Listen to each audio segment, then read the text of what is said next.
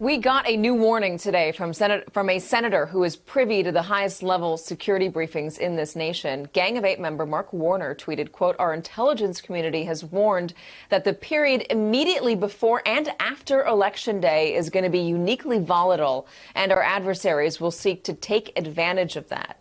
Joining me now is Chris Krebs. He is the director of the Cybersecurity and Infrastructure Security Agency, also known as CISA, at the Department of Homeland Security.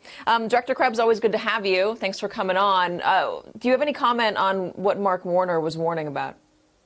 Yeah, I think he's spot on. This is a time of great uncertainty. Look, we're trying to figure out who won the election, and that's going to be an opportunity for any number of foreign actors to try to undermine confidence in the process. But the message we've been pushing, that I saw that Senator Warner also amplified, is that, American voters need to be patient.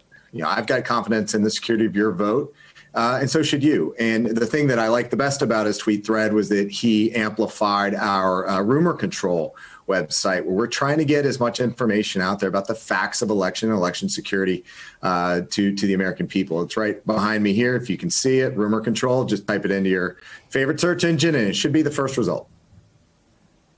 We can see it. I know you've been very confident about the inability of foreign actors to physically change any votes here in the United States, especially in a way that would change the outcome of the election. But you're also fighting against disinformation. And you talk about rumor control, and that's fighting against disinformation from foreign actors. What about domestic actors? What do you do when the disinformation is coming from the inside and being amplified by the President of the United States?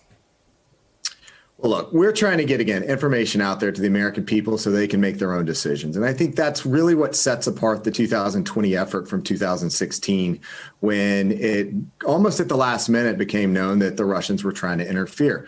We've now had 4 years to prepare for this, both state and local governments working with our federal partners to prepare to secure this election. We've also been able to harden the systems from a cybersecurity perspective. But most importantly, the American people have had 4 years to prepare, to be more discerning consumers of information, to pick up a couple techniques. And I think we are more resilient, more prepared, particularly for foreign interference, but also from any avenue of information.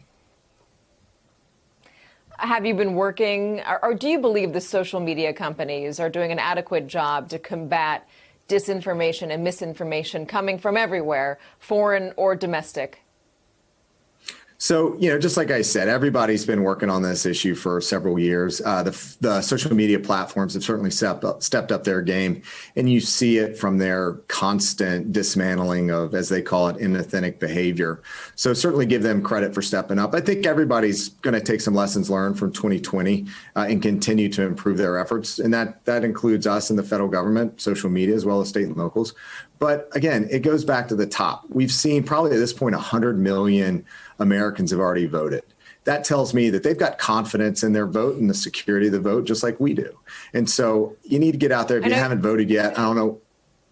Go ahead, Katie. Sorry to interrupt. We're running out of time. I know you're working closely with states and especially state election officials. There's a lot of worry right now about polling places and the safety at polling places, both for ballots, but also for people's physical safety as they go to the polls. What are you seeing? What are you hearing?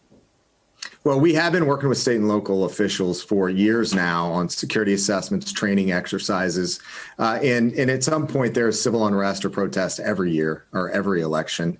At this point, again, the message is it's safe to get out there and vote. It's safe from a COVID perspective. It's safe from a physical threat perspective. And just pay attention. If you see anything suspicious, report it to your local law enforcement or the Federal Bureau of Investigation.